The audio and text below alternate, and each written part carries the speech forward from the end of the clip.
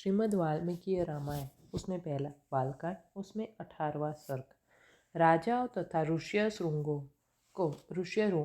को विदा करके राजा दशरथ का रानियों सहित पुरी में आगमन। श्री राम, भरत, लक्ष्मण तथा शत्रुघ्न के जन्म, संस्कार, शील, स्वभाव एवं शत्रुघ्न राजा के दरबार में विश्वामित्र का आगमन और उनका सत्कार।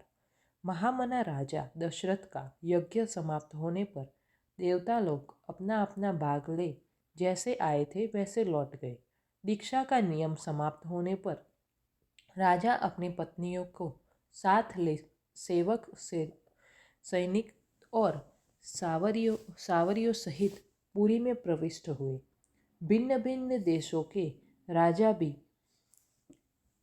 महाराज दशरथ द्वारा यथावत सम्मानित हो मुनिवर वशिष्ठ तथा ऋष्यशृंग को प्रणाम करके प्रसन्नतापूर्वक अपने अपने देश को चले गए। अयोध्यापुरी से अपने घर को जाते हुए उन श्रीमान नरेशों ने शुभ्र सैनिक अत्यंत हर्षमग्न होने के कारण बड़ी शोभा पा रहे थे। उन राजाओं के विदा हो जाने पर श्रीमान महाराज दशरथ ने श्रेष्ठ ब्राह्मणों को आगे करके अपनी पुरी में प्रवेश किया। राजा द्वारा अत्यंत सम्मानित हो ऋष्यशृंग मुनि भी शांता के साथ अपने स्थान को चले गए। उस समय सेवकों सहित बुद्धिमान महाराज दशरथ कुछ दूर तक उनके पीछे पीछे उन्हें पहुंचाने गए थे।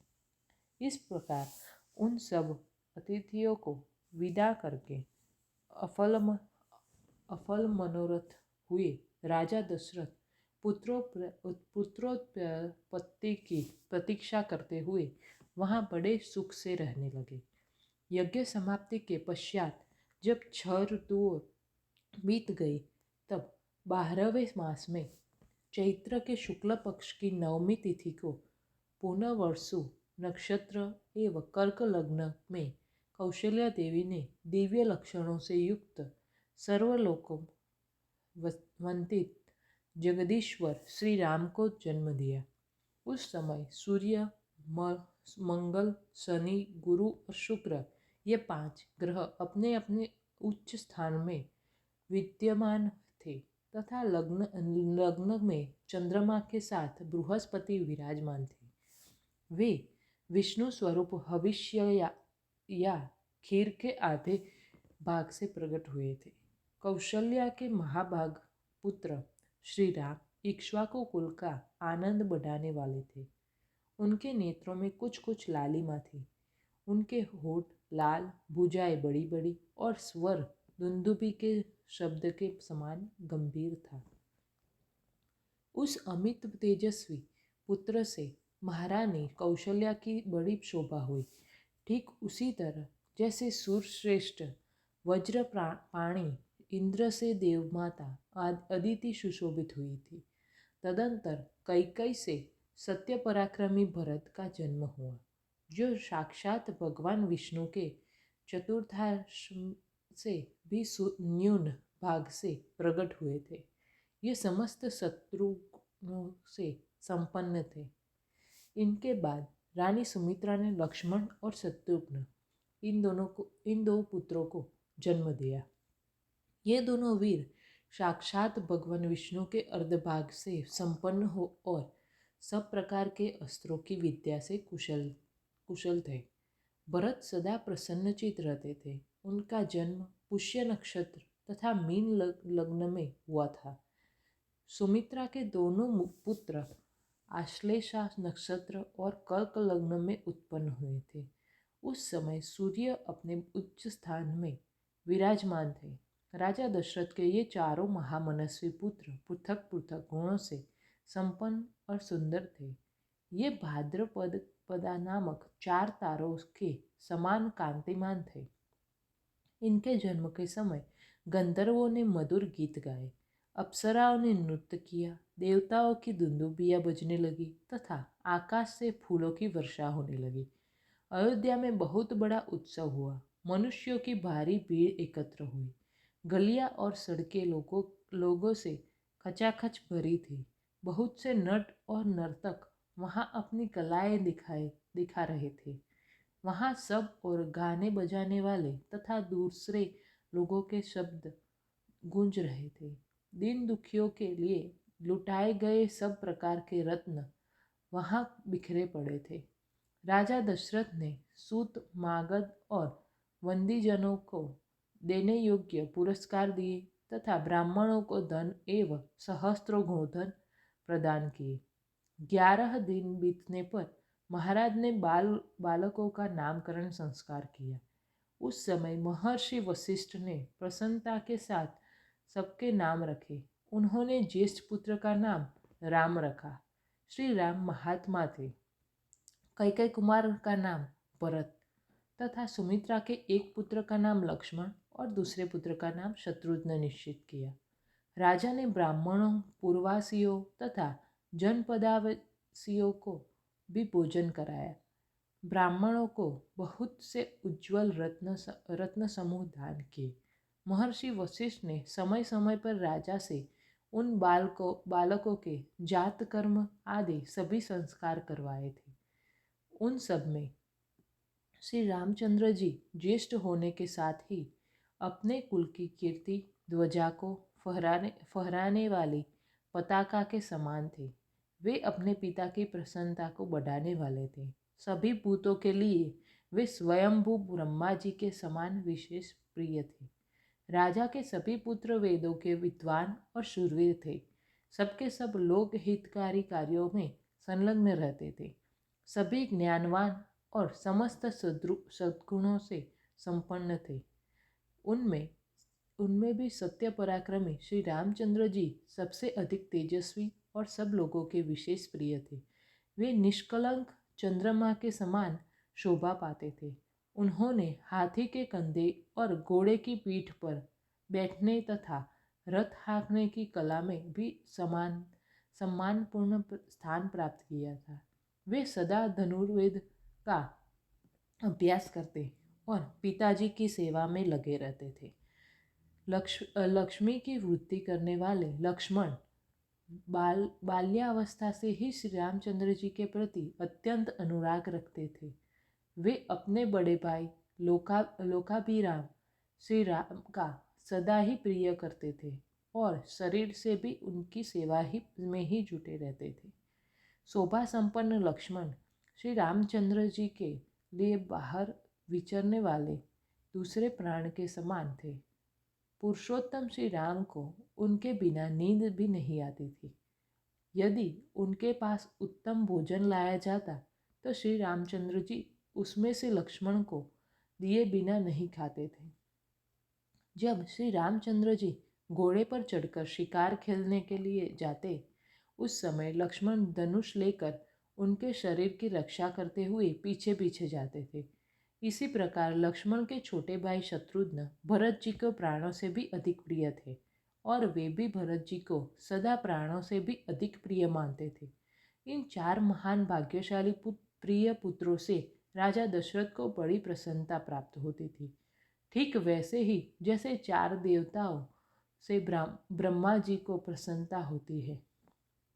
वे सब बालक जब समझदार हुए तब समस्त सद्गुणों से संपन्न हो गए।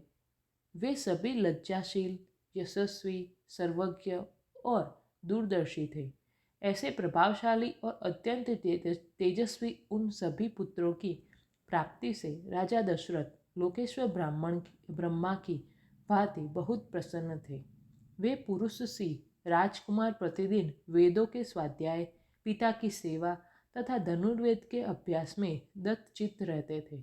एक दिन धर्मात्मा राजा दशरथ पुरोहित तथा बंधु बांधवों के साथ बैठकर पुत्रों के विवाह के विषय में विचार कर रहे थे। मंत्रियों के बीच में विचार करते हुए उन महामना नरेश के यहाँ महातेजस्वी महामुनि विश्वामित्र पधारे। वे राजा से मिलना चाहते थे। उन्होंने द्वारपालों से कहा, तुम लोग शीघ्र जाकर महाराज को यह सूचना दे दो कि कुशिक वंशी गाधीपुत्र विश्वामित्र आए हैं। उनकी यह बात सुनकर वे द्वारपाल दौड़े हुए राजा के दरबार में गए। वे सब विश्वामित्र के उस वाक्य से प्रेरित होकर मन ही मन घबराए हुए थे। राजा के दरबार में पहुंचकर उन्होंने इक्ष्वाकु कुल नंदन अवध नरेश से कहा, महाराज, महर्षि विश्वामित्र पधारे हैं। उनकी वह बात सुनकर राजा सावधान हो गए। उन्होंने पुरोहित को साथ लेकर बड़े हर्ष के साथ उनकी अगवानी की, मानव देवराज इंद्र ब्रह्मा जी का स्वागत कर रहे हैं। विश्वामित्र जी कठोर व्रत का पालन करने वाले तपस्वी थे। वे अपनी तेज से प्रज्वलित हो रहे थे। उनका दर्शन करके राजा का मुख प्रसन्नता से खिल उठा और उन्होंने महर्षि को अध्यर्थ निवेदन किया। राजा का वह अध्यर्थ शास्त्रीय विधि के अनुसार स्वीकार करके महर्षि ने उनके कुशल मंगल पूछा। धर्मात्मा विश्वामित्र ने क्रमशः राजा के नगर, खजाना, राज्य, बंधु बांधव तथा मित्र वर्ग आदि के विषय में कुशल प्रश्न किया। राजन, आपके राज्य की सीमा के निकट रहने वाले शत्रु राजा आपके समक्ष नतमस्तक तो है, अपने उन पर विजय तो प्राप्त की है न? आपके यज्ञयाग आदि देव कर्म और अतिथि सत्कार आदि मनुष्य कर्म तो अच्छी तरह संपन्न होते हैं न? इसके बाद महाभाग मुनिवर विश्वामित्र ने वशिष्ठ जी तथा अन्य ऋषियों से मिलकर उन सब का यथार्थ कुशल समाचार पूछा। फिर वे सब लोग प्रसन्नचित होकर राजा के दरबार में गए और उनके द्वारा पूजित हो यथा योग्य आसनों पर बैठे। तदंतर प्रसन्नचित परम उदार राजा दशरथ ने पुलकित होकर महामुनि विश्वामित्र की प्रसन्नता करते हुए कहा, महामुनि, जैसे किसी मरण धर्मा मनुष्य को अमृत की प्राप्ति हो जाए, निर्जल प्रदेश में पानी बरस जाए, किसी संतानहीन को अपने अनुरूप पत्नी के गर्भ से पुत्र प्राप्त हो जाए, खोई हुई निधि मिल जाए तथा किसी महान उत्सव से हर्ष का उदय हो, उसी प्रकार आपका यहाँ शुभागमन हुआ है, ऐसा मैं मानता हूँ। आपका स्वागत है। आपके मन में कौन सी उत्तम कामना है जिसको मैं हर्ष के साथ पूर्ण करूं?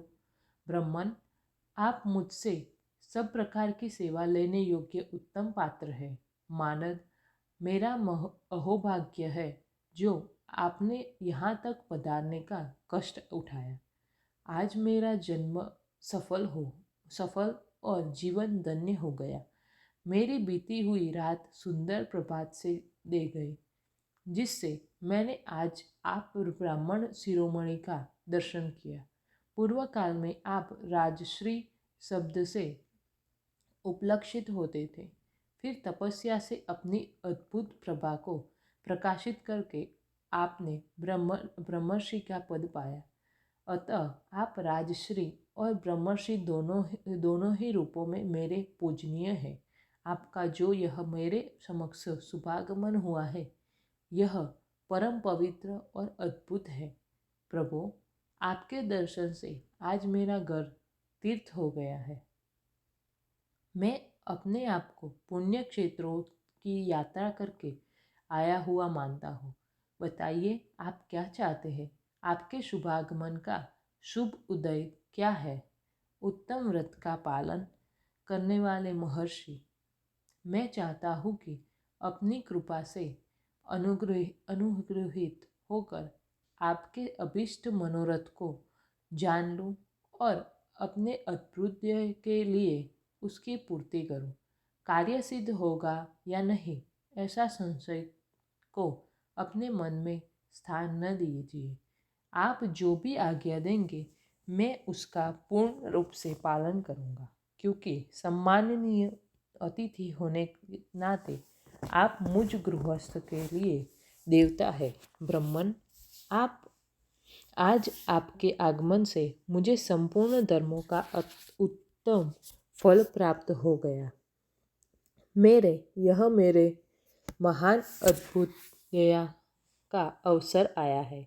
मनस्वी नरेश के कहे हुए ये विनययुक्त वचन जो हृदय को और कान को सुख देने वाले थे, सुनकर विख्यात गुण और यश वाले समदम आदि सद्गुणों से संपन्न महर्षि विश्वामित्र बहुत प्रसन्न हुए। इस प्रकार श्री वाल्मीकि निर्मित आर्ष रामायण आदि काव्य के बालकांड में 8वां सर्ग पूरा हुआ।